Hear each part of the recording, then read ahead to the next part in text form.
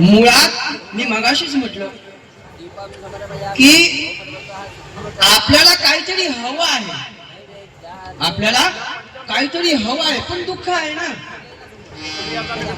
प्रारब्धाने आपल्या जीवनामध्ये दुःख आहे, पण दुःखाचा विचार न करता आपल्या जीवनामध्ये काहीतरी मिळावं आपल्याला, याच्यासाठी गुरुचं चरण धरतो आहोत आपण.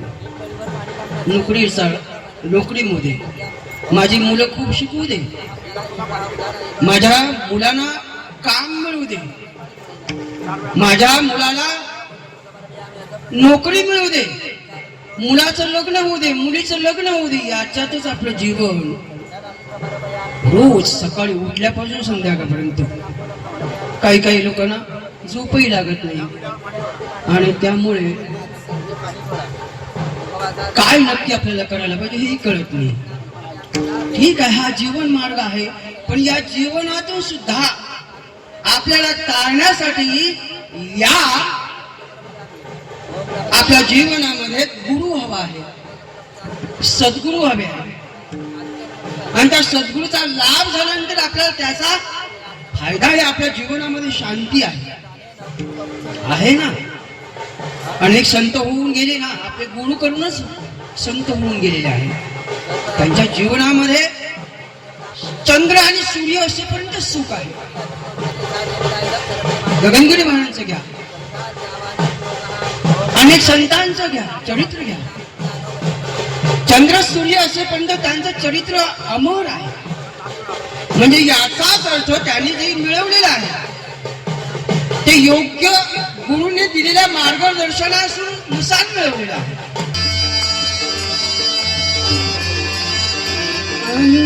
कोटी ब्रह्मानायक राजाधिराज योगीराज सद्गुरु परमपूज्य स्वामी गगनगिरी महाराज की जय.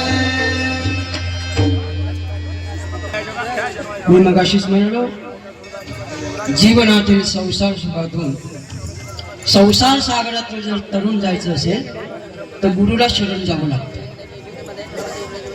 जीवनात संसार सागरातून तरुण जायचं असेल तर गुरुला शरण जावं लागतं.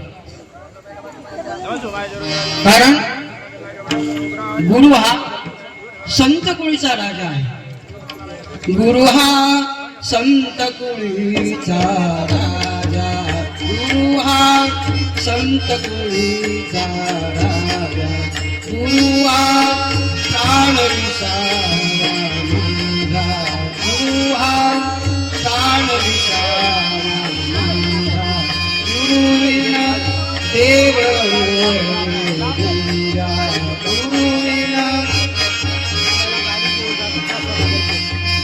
गुरु विना देव पाहता त्रैलोकी गुरु सुखाचा सागर, गुरु सुखाचा सागर, गुरु सुखाचा सागर.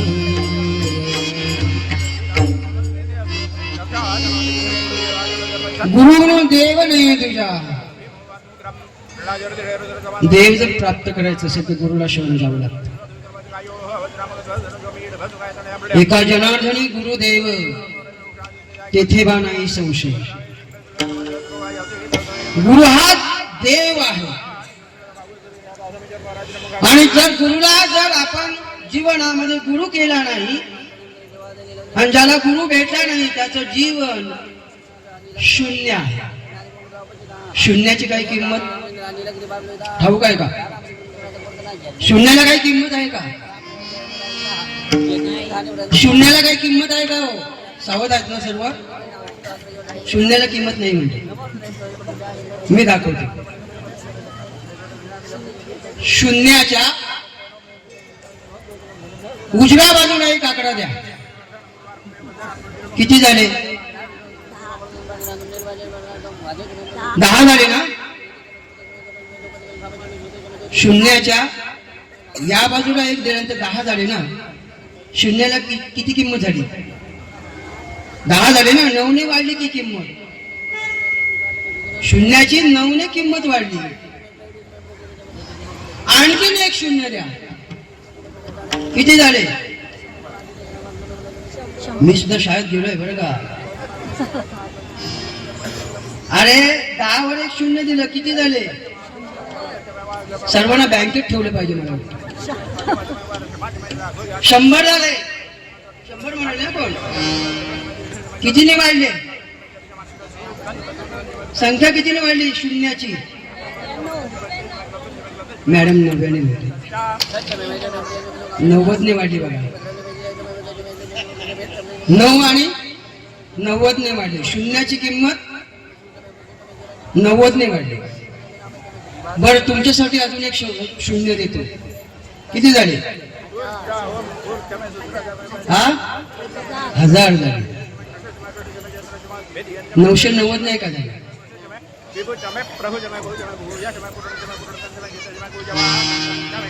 शून्याची किंमत त्याच्या पाठीमागे 1 लावल्यामुळं शून्याला किंमत आली की नाही? मग तसं आपलं जीवन शून्य आहे. जर गुरुच्या सानिध्यात राहिला आणि गुरुच्या पाठीमागे राहिल्यानंतर आपल्या जीवनाला किंमत आहे ना. आपल्या जीवनाला किंमत आहे, पण या किंमतीची आपण गणना करत नाही. काय किंमत आहे या देहाची? या देहाची आपल्या काय किंमत आहे? ये नरदेहा कारणे सच्चिदानंद पदवी घेणे, ऐसा अधिकार नारायणे कृपावलोकने दिदलासी. अहो देव होतोय आपण, आपण देव होतो आहोत. या देहाची किंमत ईश्वर होण्यासारखी आहे, ईश्वरमय होण्यासारखं आहे आपलं जीवन. पण आपण 1000 मार्गावर आहोत.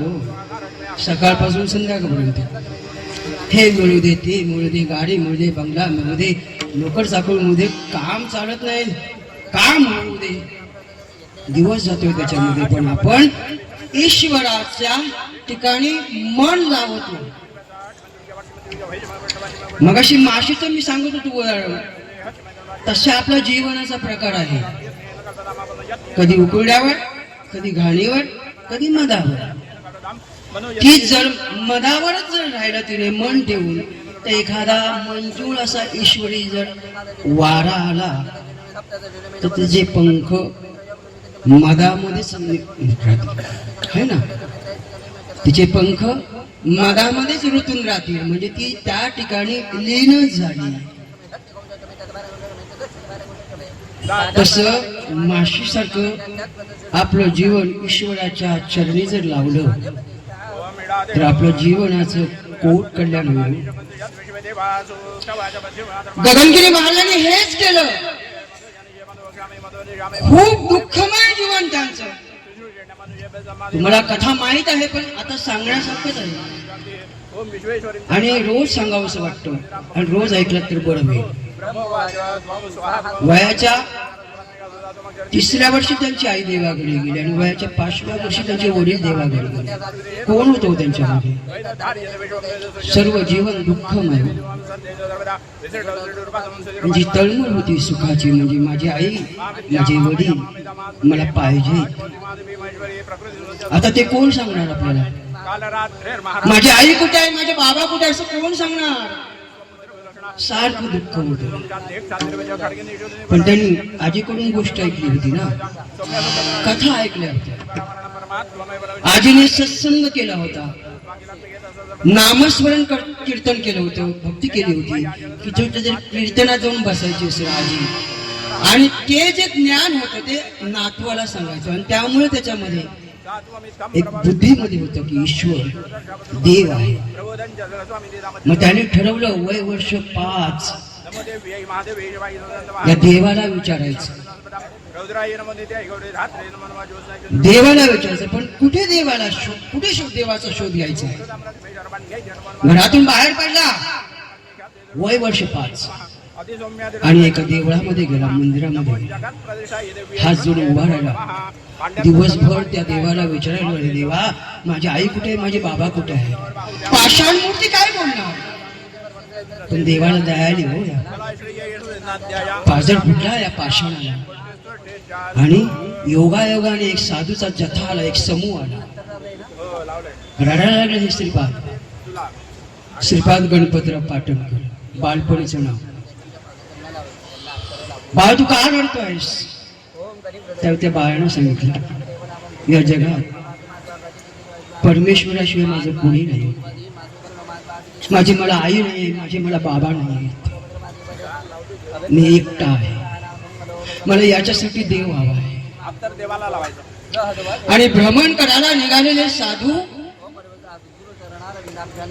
महान सज्ञानी होते व ज्ञानी होते आणि सदाचरण पवित्र मनाचे होते. ज्याच्या करता ते साधूचा म्हणजे चित्रानंद स्वामींचा आशीर्वाद घेऊन परमेश्वर प्राप्तीसाठी जे भ्रमण करत होते, मार्गस्थ होते. पण या एका बालकावर निराधार ज्याचं कोणी नाही, याच्यासाठी भगवंताची यात्रा तिथेच संपवली. आणि या बालकाला घेऊन चित्रकूट पर्वतावर चित्रानंद स्वामींच्या आश्रमात घेऊन गेले.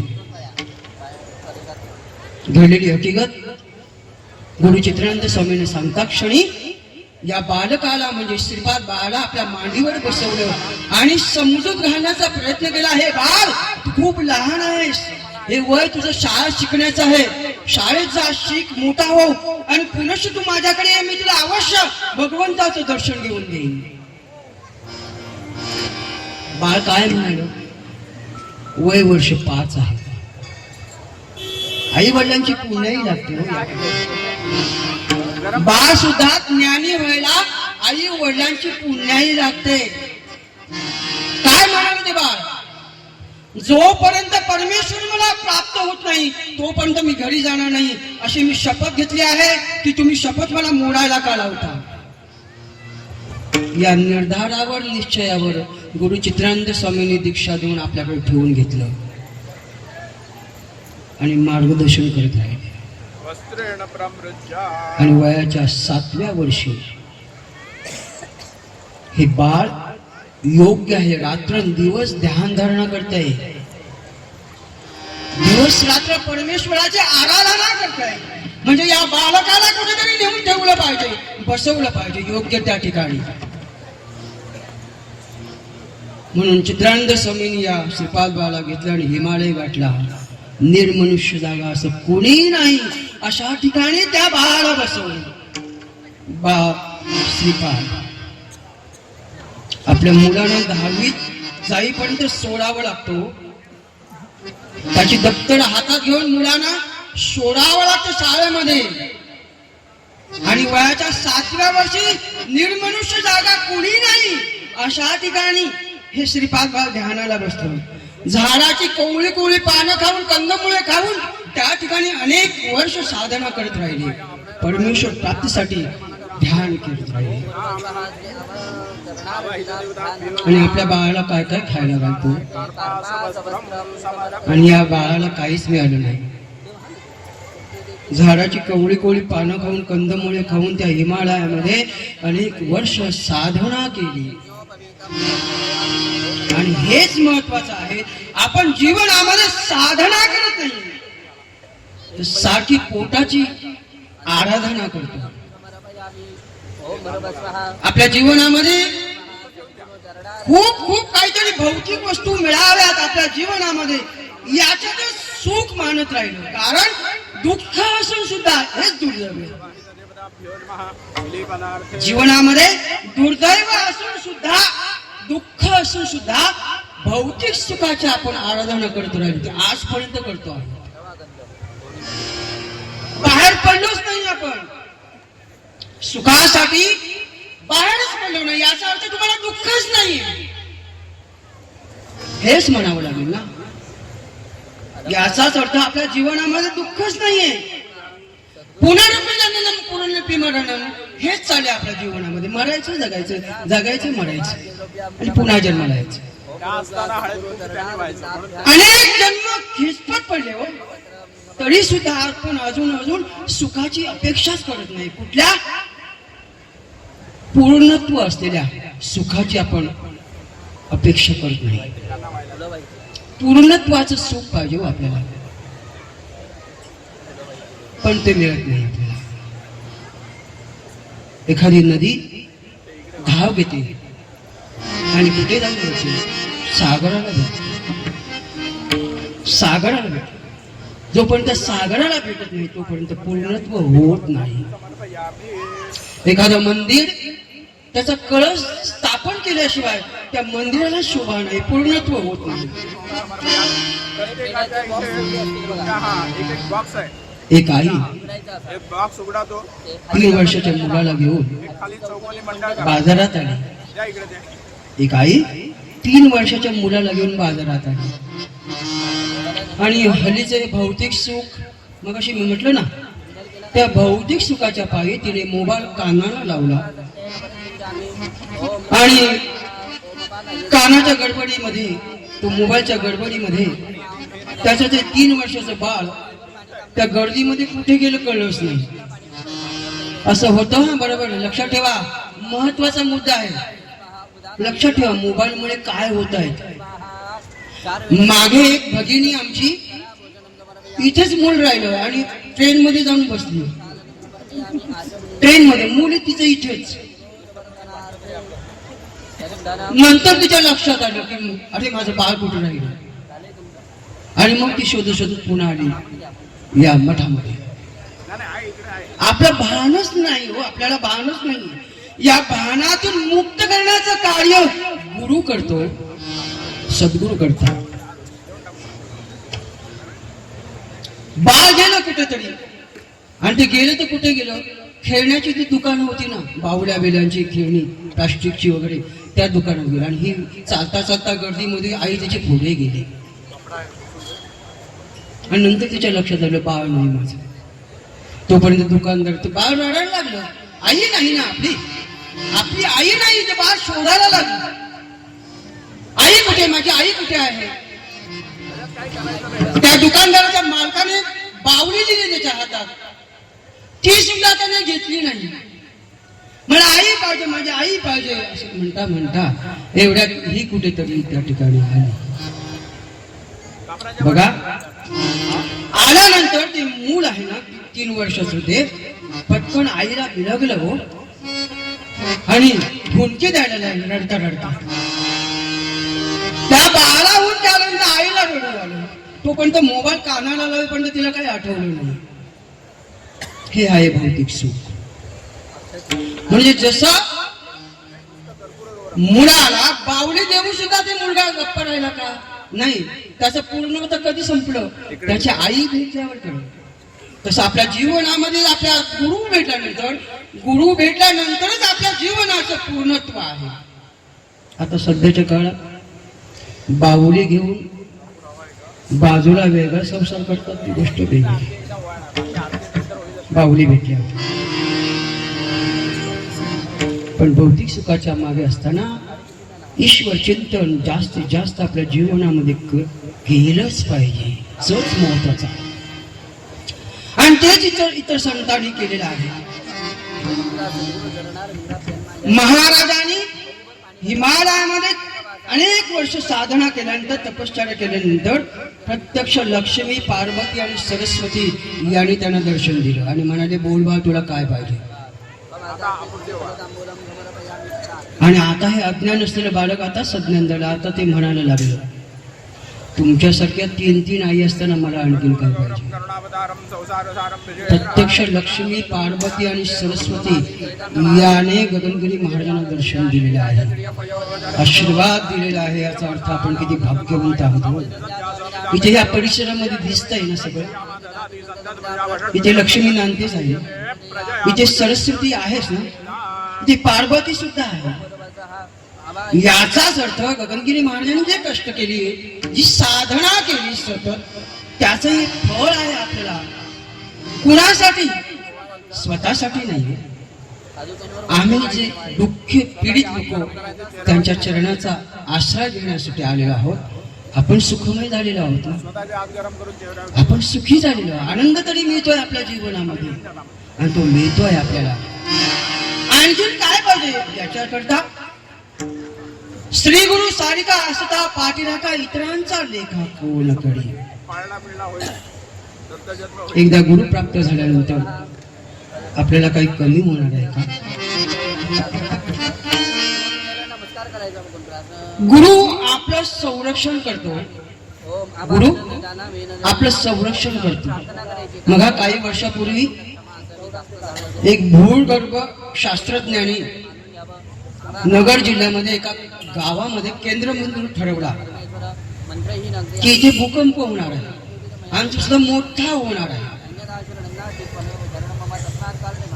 त्या गावातील लोकांनी, काही भक्त मंडळी होती, ते महाराजांकडे आले आणि महाराजांना सांगू लागले की असं असं होणार आहे आमच्या गावी, तर याच्यावरती काय उपाय आहे? महाराज म्हणाले काही काळजी करू नका, काही काळजी करू नका, माझा आशीर्वाद आहे. पण जसं तो काळ जवळ आल्यानंतर त्या वातावरण जसं निर्मिती झाली त्या ठिकाणी, आता भूकंप होणारच आहे आणि सगळं उद्ध्वस्त होणार आहे आजूबाजूच्या परिसरातलं. त्यावेळी ती लोक खूपच घाबरली, त्यावेळी खूपच लोक घाबरली आणि महाराजांनी काही माणसं त्या गावामध्ये पाठवली.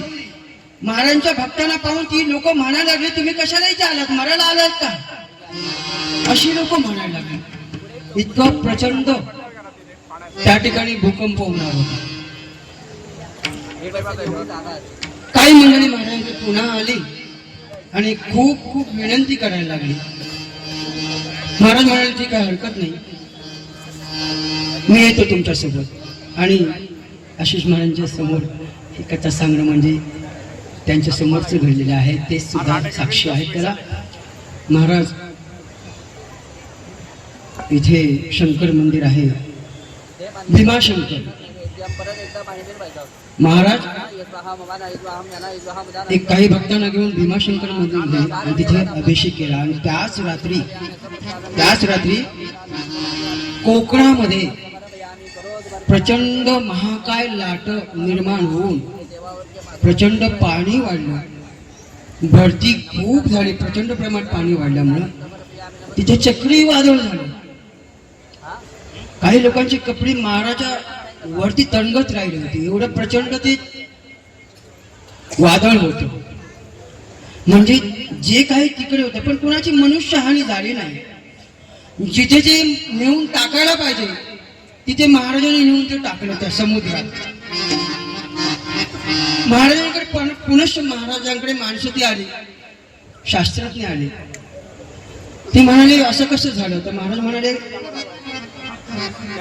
त्यांचं कार्य बरोबर आहे, त्यांनी सांगितलेलं बरोबर आहे, पण आमच्यासारखी जी काही मंडळी आहेत, आमच्यासारखी जी काही मंडळी ते आम्ही त्या संकटावर मात करू शकतो. आणि त्याप्रमाणे अनेक लोकांचं त्या ठिकाणी संकट निवारण केलं. असे महान गणगिरी महाराज आपल्याला लाभ झालेला आहे. भाग्यवंत आहोत, पुण्यवंत आहोत. गुरु सद्गुरु यांची जी आपल्याला सांगड घालून दिलेली आहे, अर्थात यामुळेच तर आपण भाग्यवंत आहोत ना. म्हणून निश्चयाने नित्यनेमाने जर आपण गुरुचं चिंतन केलं, नवे नवे सेवा करायची. चिंतन करणे हे सुद्धा सेवाच आहे, पण त्यात रंगून जाणं हेच मोठं ईश्वरी कार्य आहे. ते जर तुम्ही जीवनामध्ये केलात तर तुमच्या जीवनामध्ये सुखरूप तुम्ही तुमचं जीवन करा. हे कोणी सांगितलं? संतांनी सांगितलं. राजयाची कांता काय भीक मागे, मनाची या जोगे सिद्धी पावे. मला सांगा, ज्याच्या जीवनामध्ये गुरु आहे त्याला काय कमी आहे? राजाने एका गरीब मुलीशी जर लग्न केलं, एका राजाने गरीब मुलीशी जर लग्न केलं तर तिला काय कामधंदा करण्यासारखं आहे का? तिला कामाला जावं लागेल का? मोलमजुरी करावी लागेल का? नाही. याचा अर्थ तिने राजाशी लग्न केलेलं आहे, म्हणजे त्याच्या जीवनामध्ये सुखच ही सुख आहे. म्हणजे याचाच अर्थ तुम्ही जर जीवनामध्ये गुरु केल्यानंतर तुमच्या जीवनामध्ये सुखच सुख आहे. त्याने ना एवढा कल्पतरू बसलेला आहे गुरु आपला, त्याच्या छायेखाली बसल्यानंतर आपल्या मनामध्ये जी जी कल्पना होईल ती सुद्धा प्राप्त होते. षोडश पण काय मागावं मी सुरुवातीला सांगितलं आहे.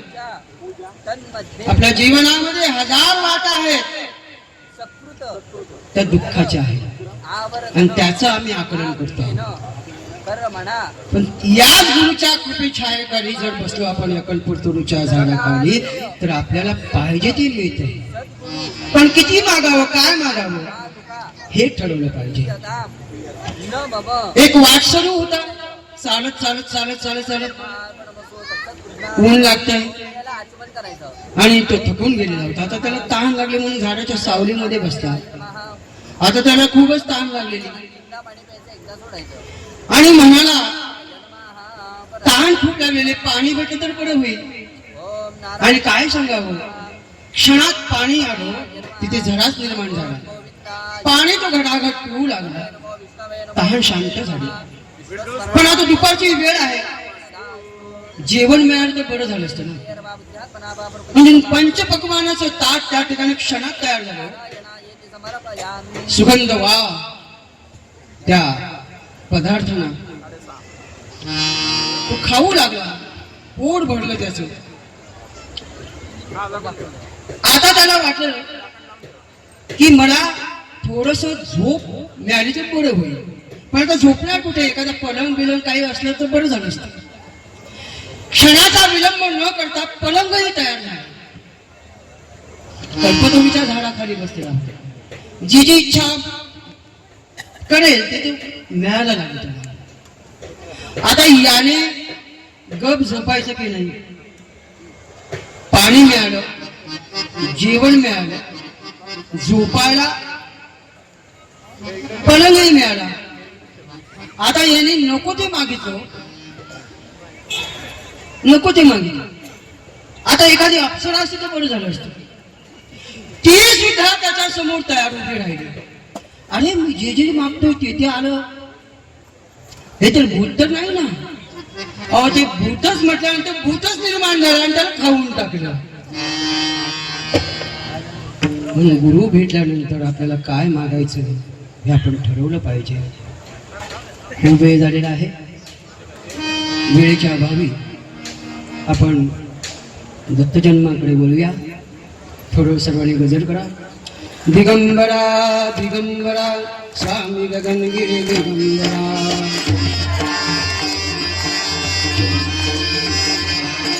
दिगंबरा दिगंबरा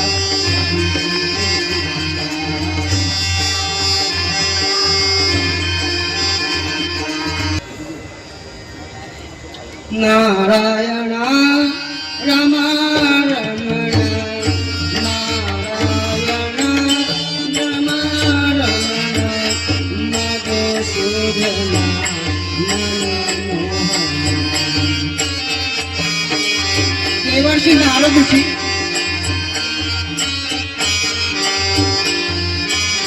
मृत्यूलोकामध्ये अत्रि ऋषी आणि त्यांची भार्या अनुसूयेच्या ठिकाणी आलेला आहे. देवर्षी नारद ऋषी अत्रि मुनींच्या आश्रमात आलेले आहे. ऋषी मुनीला पाहता क्षणी सती अनुसूया योग्य असं देवर्षी नारद ऋषींची पूजन केले आहे, त्यांचा आशीर्वाद घेतलेला आहे. त्या अनुसूयेचा स्वभाव पाहून देवर्षी नारद मुनी चकितच झाले आहे. तिचा तर सुस्वभाव आणि अत्रि मुनीची धर्मपत्नी म्हणून जे तिचं कार्य आहे त्याची किंमत फार मोठी आहे, महान आहे ती. अनुसूया ही महान सती आहे. आपल्या पतीची सेवा अगदी मन लावून करते. तिचा स्वभाव पाहून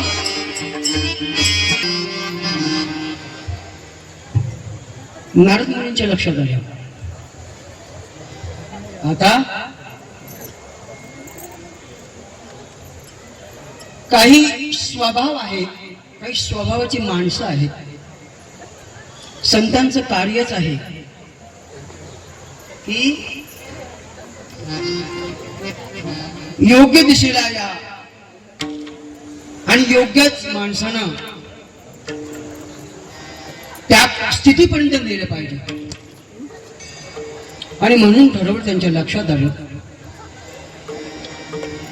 देवस्त्रियांना अभिमान झालेला आहे.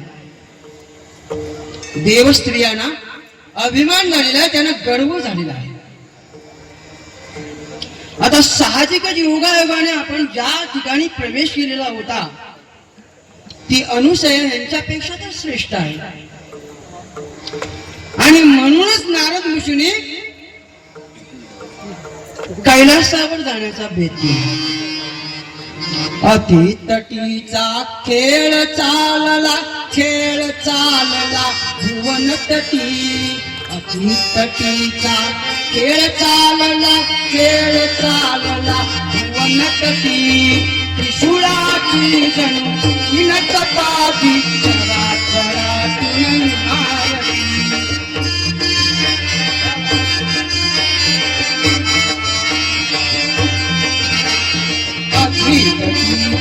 खेळ चालला, खेळ चालला भुवन तटी.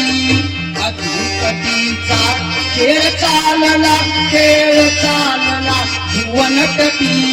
त्रिशूळाची जणू हिनच पाठी, चराचरातून विराजती. चराचरातून विराजती, चराचरातून विराजती.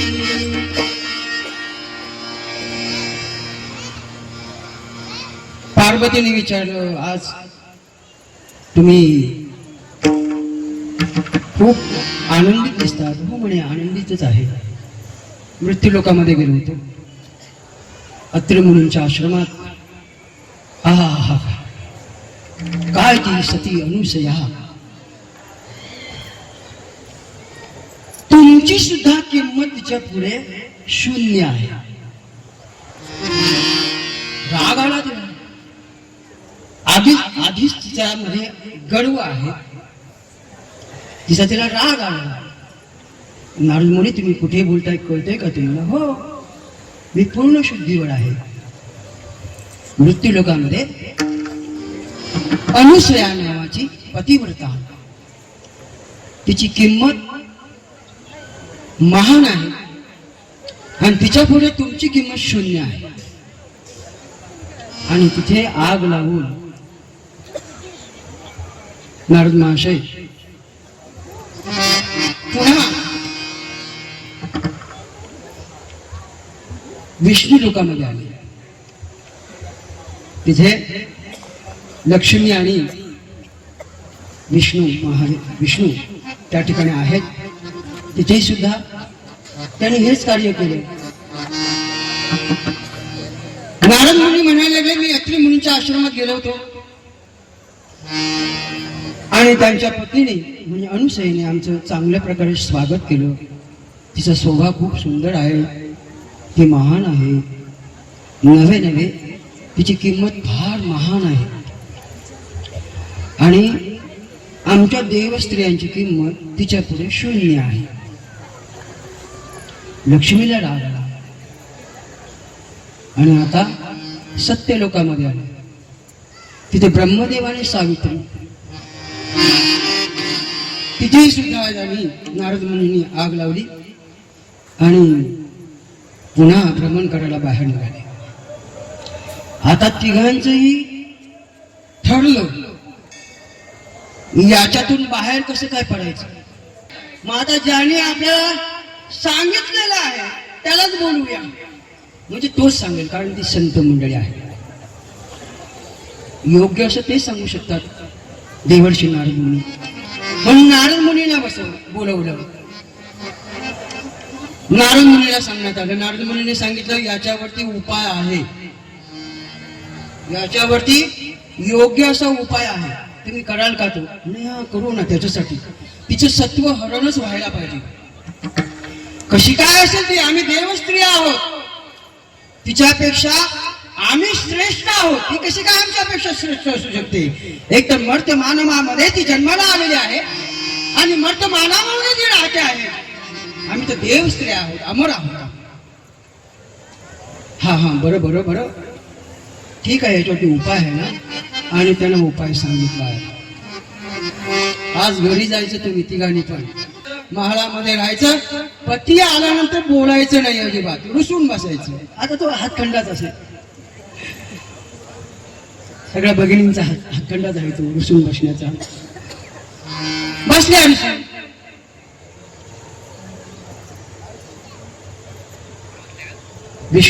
विष्णुदेव आले, लक्ष्मीच्या समोर उभे राहिले. मी नाही ना बोलणार इथून सगळं, मला बोलायचं नाही. अगं काय झालं ते सांग ना. अजिबात माझ्याशी बोलू नका. आम्ही देव स्त्री आहोत ना, आम्ही अमर आहोत. आणि एका मर्त्य माणसाला तुम्ही अभय दिलेला आहात, आमच्यापेक्षा श्रेष्ठ कशी काय ती? नवमेघाने आक्रमिले, नवमेघाने आक्रमिले, नवमेघाने आक्रमिले, तारांगण सर्व व्यापून गेले, तारांगण सर्व व्यापून गेले, नवमेघाने आक्रमिले. आता बोल ना, हे लक्ष्मी, अगं बोल ना माझ्या. अगं तुझं काय झालं ते तरी कळू दे. तुझं काय झालेलं ते मला सांग ना, त्यावेळी तुम्हाला कळेल ना. का रुसून बसते? तारांगण सर्वही व्यापून गेले, तारांगण सर्वही व्यापून गेले, नवमेघाने आक्रमिले.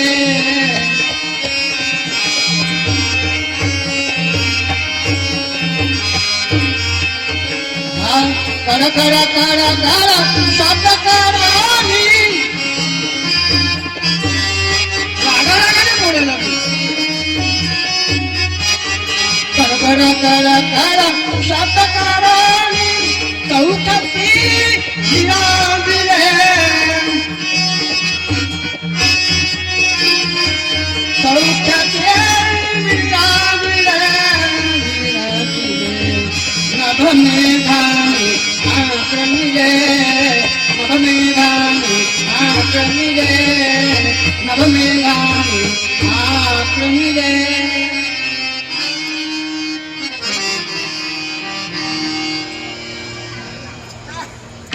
माझा राग शांत होईल कधी? मी सांगते ते करायचं. काय सांगणार? तिचं सत्व हरण करायचं, अनुसयाचं. हो ना, तू सांगशील ते खरं, पण कसं? एकही वस्त्र अंगावर असता कामा नये, अशा वेळी तुझं भोजन मागा. अंगावर एकही वस्त्र असता कामा नये आणि भोजन मागायचं. इकडे ब्रह्मदेव पार्वती सावित्रीला, मानिनी सोड तुझा अभिमान, मानिनी सोड तुझा अभिमान,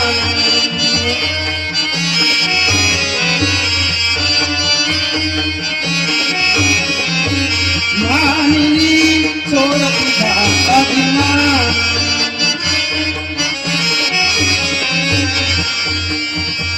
रूप संपदा रूप संपदा रूप संपदा रूप संपदा दोन दिवसाची आवराधे सरावयाची.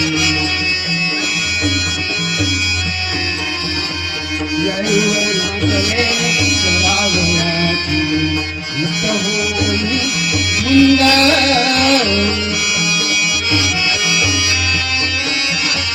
प्रणयाचा अपमान मानिनी सोडा तुझा अभिमान मानिनी.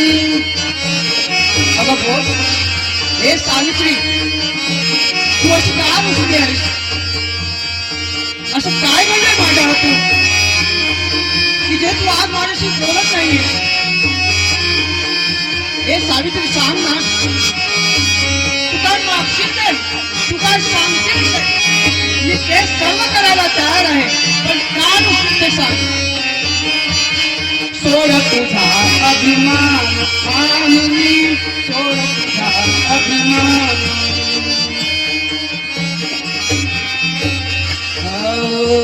रूप संपदा दोन दिसाची, रूप संपदा दोन दिसाची, यवनासवे सरावयाची, यवनासवे सरावयाची.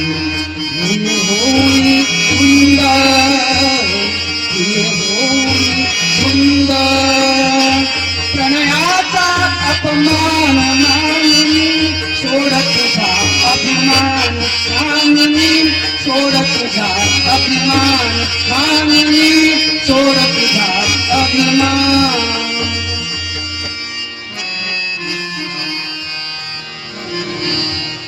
एका चोटीवर मी तुमच्याशी बोलेन, माझा राग शांत होईल. असं कोणतं कारण? मृत्यू लोकामध्ये अनुसया आहे, तिचं सत्व हरण करायचं, तिच्या घरी जाऊन अन्न मागायचं, जेवण मागायचं, पण तिने मात्र जेवण देताना एकही कपडा अंगावर असता कामा नये. आता इकडे कैलास पर्वतावर शंभू महादेव आणि पार्वती आहे.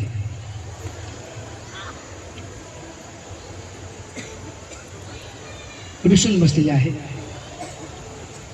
रुसून बसल्यानंतर दोन्ही ठिकाणचं फोन पोचलेलाच होता. दोन्ही ठिकाणी फोन केलेला आहे. आधीच खंतवून रुसून बसलेली आहे. आता याच्यावरती विचार नाही, मला सगळं कळलेलं आहे. शंभू महादेव म्हणाले पार्वतीला, मला सर्व कळलेलं आहे, मग काय उशीर लावताय तुम्ही? तुम्ही देव आहात ना, तिला तुम्ही अमर केलेला आहात, मग उशीर कशाला या गोष्टी करता? आत्ताच्या आत्ता जायचंय तिथे. आणि तिने देव एकत्र झालेले आहेत आणि अत्रि मुनींच्या आश्रमात आता आपल्याला जायचं आहे. आणि या देवतांना माहितीच होतं की तिचं सामर्थ्य काय आहे, अनुसयेचं सामर्थ्य काय आहे, कशाच्या जोरावर तिने एवढं मिळवलं. पतिव्रता पावित्र्यता कशामुळे मिळवली तिने आपल्या जीवनामध्ये? तर तिने केलेली पतीची सेवा. रात्रंदिवस पतीसाठी सेवा करत राहिली. नाहीतर आमच्याकडे बघा, रात्री आल्यानंतर आलात का? हो. दरवाजा कशी कशी उघडते? 10:30 वाजलेले आहेत, लवकर येता नाही. 5:30ला तर ऑफिस मध्ये सुटता. वेळ कशाला बाहेर? काय करायची, काय गरज आहे बाहेर व्हायची एवढं? आता आलात ना, गिळा. आता आलात तर गिळा. आता चूक झालेलीच आहे ना. आता तोही काय नम्रच राहायचं, नम्रताच पाहायची ना. आता समोर जर खडखड असेल तर काय करणार तो तरी बिचारा? उद्या जेवण मिळणार. पण ठीक आहे, फ्रीज मध्ये तरी शिळ कालचं तरी आहे, हरकत नाही. फ्रीज मधलं कालचं जेवण गरम करतो आणि बिचारा जेवतो आणि विश्रांतीला जा. आणि सकाळपासून आठवण पडल्यानंतर विचार करतो, आता सकाळी उठून पाणी मीच भरतो आहे, तर हिला काय आहे? तसं तरी नव्हतं. तिने सेवा केली आपल्या पतीची. लक्षात ठेवा, एक वाक्य हे शास्त्रानुसार वाक्य आहे. पतीने वेळेतच आपल्या घरी गेले पाहिजे आणि पत्नीने योग्य असं पतीचं संरक्षण केलं पाहिजे.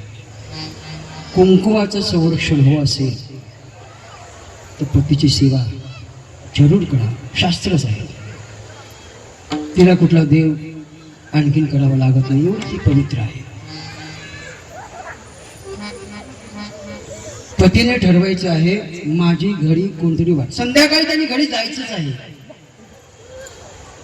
दिवसभर काबाड कष्ट जरी कुठे केले असतील आणि आरती जरी केली असतील तरी त्याने संध्याकाळी घरी जायचं आहे. कारण शपथ घेतली आहे अग्नीसमोर, अग्नी साक्षीला.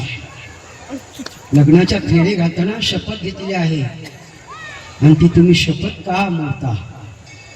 जी श्रीपाद बाळाने शपथ मी घेतली आहे, तुम्ही मला शपथ का मोडायला लावता असं विचारलं होतं. आता आपण शपथ मोडायची नाही.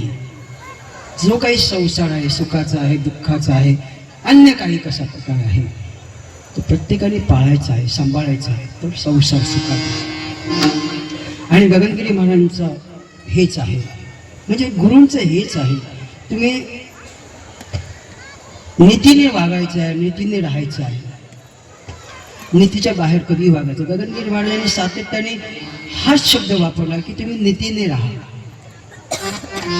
नीतीने जर राहिला आणि नीतीने जर वागला तर सत्ता, संपत्ती आणि ऐश्वर ज्याच्यासाठी तुम्ही दिवस रात्र काबाड कष्ट करता, सत्ता, ऐश्वर, संपत्ती याच्यासाठी दिवसभर तुम्ही काबाड कष्ट करता, मागे धावता त्याच्या, तर तुम्ही नीतीने जर वागला तर ते तुमच्या मागे धावत होते, तुम्हाला धावावं लागणार नाही.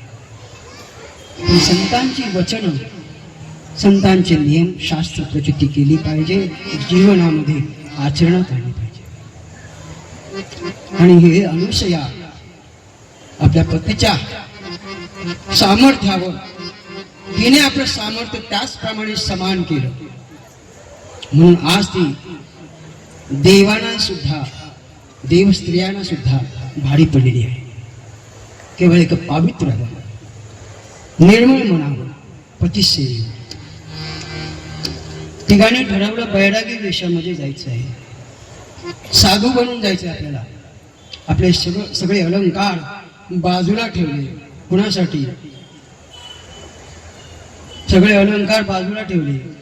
कुणासाठी? आहे ना असं आपल्या जीवनामध्ये. आणि बैरागी होऊन अत्री मुनीच्या आश्रमात गेलेले आहे. दुपारची वेळ आहे. माई भिक्षा घाल. तिघही बैरागी वेशामध्ये आहेत आणि अत्री मुनी नदीवर गेलेले आहे साधना करायला. दुपारची वेळ आहे. माई, आम्हाला भूक लागलेली आहे, आम्हाला भूक लागल्यामुळे आम्हाला जेवण मिळेल का? हो, अवश्य मिळेल.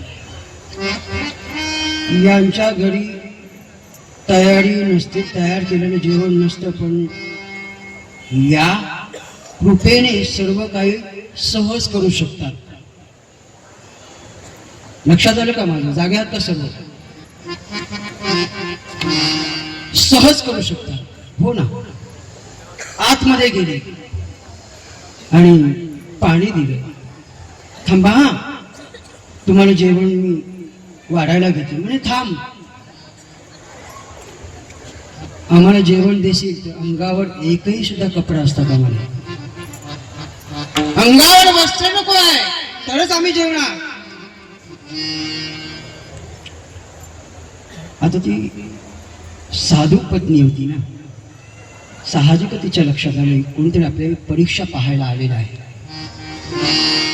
परीक्षा पाहायला आलेला. तिने थोडं स्मरण केलं, चिंतन केलं आपल्या पतीचं आणि तिच्या लक्षात आलं असं कर. म्हणाले ठीक आहे. या तिघांना त्या झोपडीमध्ये घेतलं, दरवाजा लावला आणि पतीचं जे तीर्थ होतं, चरण तीर्थ, तिने हातामध्ये घेतलं आणि तिने बाळावर शिंपलं, तिने देवावर शिंपवलं. तसे तिन्ही देव बालक झाले. तिन्ही देव बालक झाले. कशाच्या सामर्थ्यावर? जे पतीचं सकाळी चरण जे धुतलं होतं, ते तीर्थ तिने ठेवलं होतं, तेच पतीचं चिंतन करून त्या देवतामूर्ती शिंपडल्यामुळे तिन्ही बालक झाले. देव, ब्रह्मा, विष्णू, महेश हे तिन्ही देवता बाळ झालेले आहेत आणि रडायला लागले. रडायला लागल्यानंतर रडता रडता तिघांना सुद्धा आपल्या मांडीवर घेतलं. अंगावरची सगळी कापड बाजूला केली आणि अंगावरचे जे दूध आहे ते सुद्धा एक प्रकारचं अन्नच आहे ना, एक प्रकारचं अन्नच आहे. तिन्ही बाळांना यथेच्छ दूध पाजलं आणि तिन्ही बालक झोपे गेले. एवढ्यात अत्रि मुनी त्या ठिकाणी आले. तिन्ही बाळांना पाहिलं.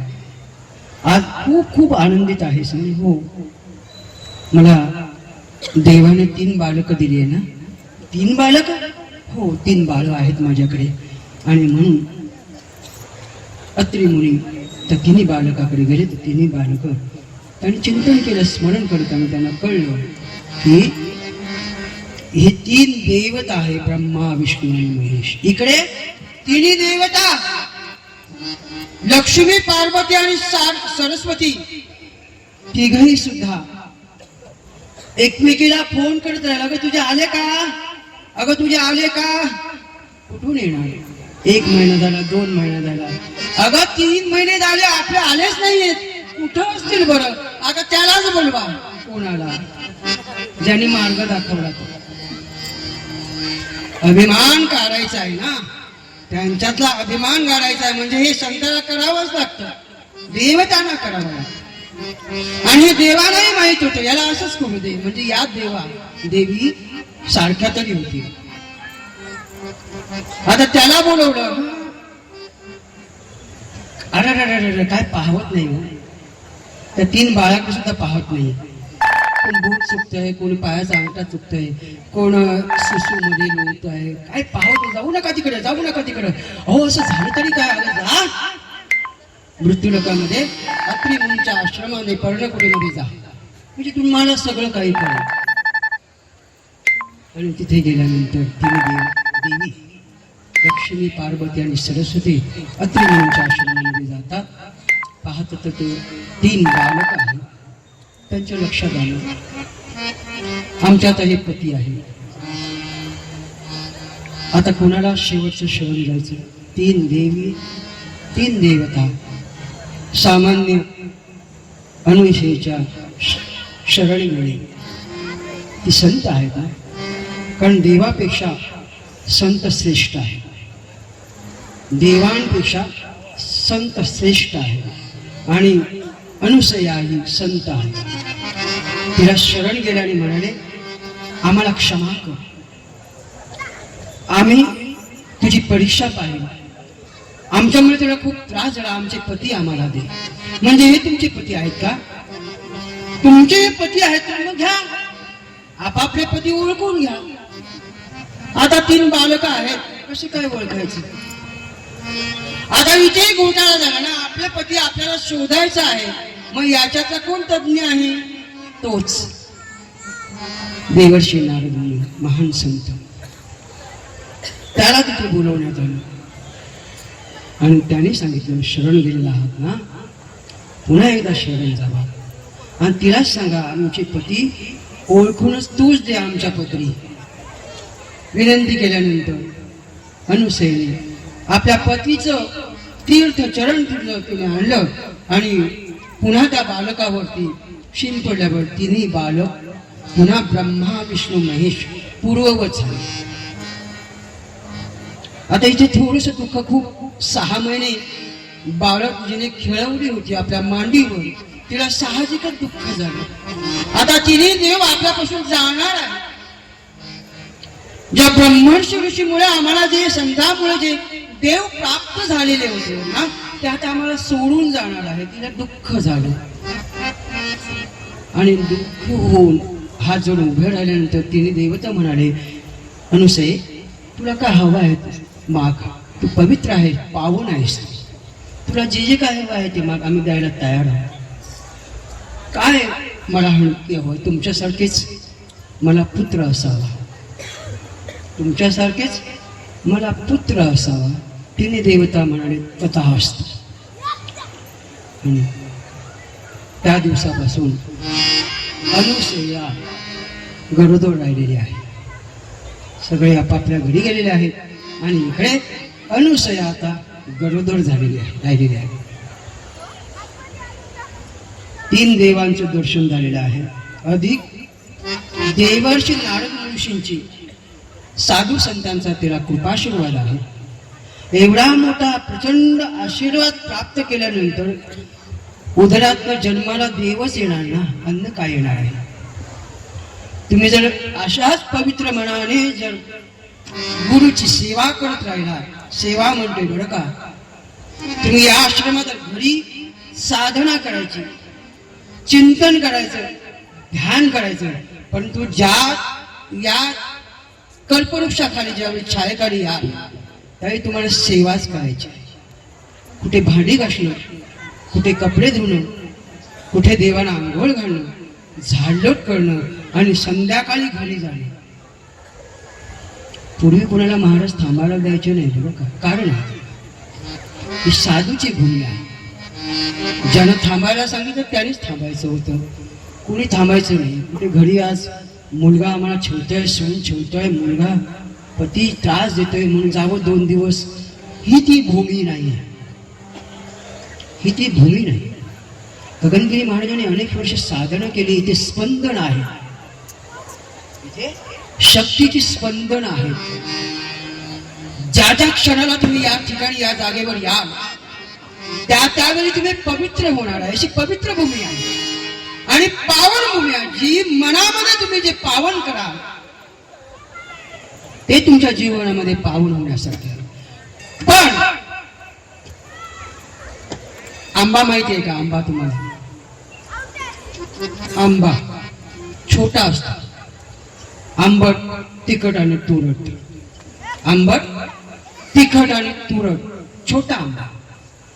ज्यावेळी तो पूर्ण पिकतो, पूर्ण परिपक्व होतो, त्यावेळी तो कसा असतो?